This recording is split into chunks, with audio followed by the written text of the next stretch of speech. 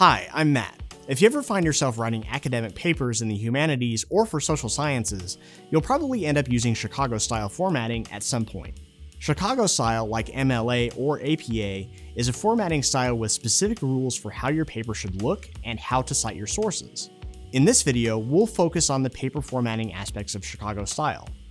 If you need help creating references in Chicago-style, check out the citation tools at easybib.com. Now let's dive into Chicago-style. One of the unique aspects of Chicago-style is that it actually has two different sub-styles, called Notes and Bibliography style and Author Date style. You may also have heard of something called Turabian style, but this is just a simpler form of Chicago-style that is used by students who don't plan on publishing their work.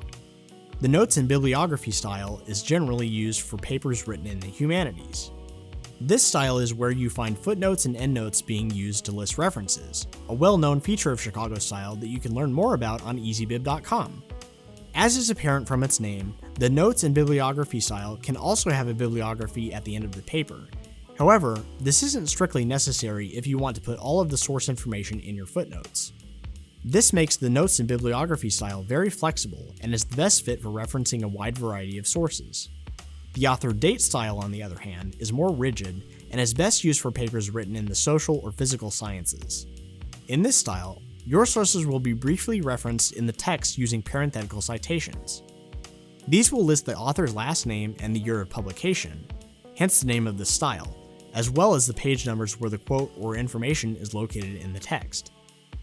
This style also requires a bibliography at the end of the paper, which is titled References. Next, we'll take a look at how to format your page in Chicago style.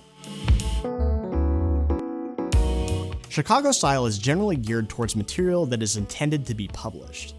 Because publishers tend to have their own specific guidelines about how work should be formatted, the Chicago Manual of Style doesn't have many formatting guidelines. However, there are a few areas that the manual does cover.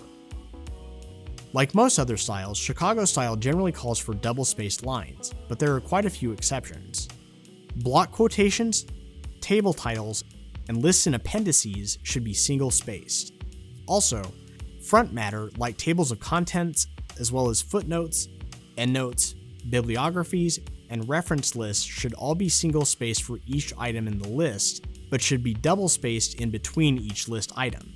Only use a single space between a period and the beginning of the next sentence, as well as between a colon and the following clause. The margins of your page should be at least 1 inch on each side, but the left margin might be larger if your manuscript is being published and bound. Double check the formatting requirements for your assignment to be sure, especially if you are writing a formal dissertation or thesis. The text of your paper should be left justified, and should be in an easily readable and widely used font like Times New Roman or Arial. If you use Times New Roman, make sure to use at least 12-point font, and use at least a 10-point font for Arial. Finally, the body and back matter of your paper should use Arabic numerals for the page numbers, while the front matter, like the title page and table of contents, should use lowercase Roman numerals. As far as where the page numbers should appear, use whatever guidelines you were given for the institution or the assignment. And those are the basics of Chicago style. Again, be sure to use EasyBib citation tools for help with the citations and references in your paper. Now, go have a deep dish pizza and we'll see you next time.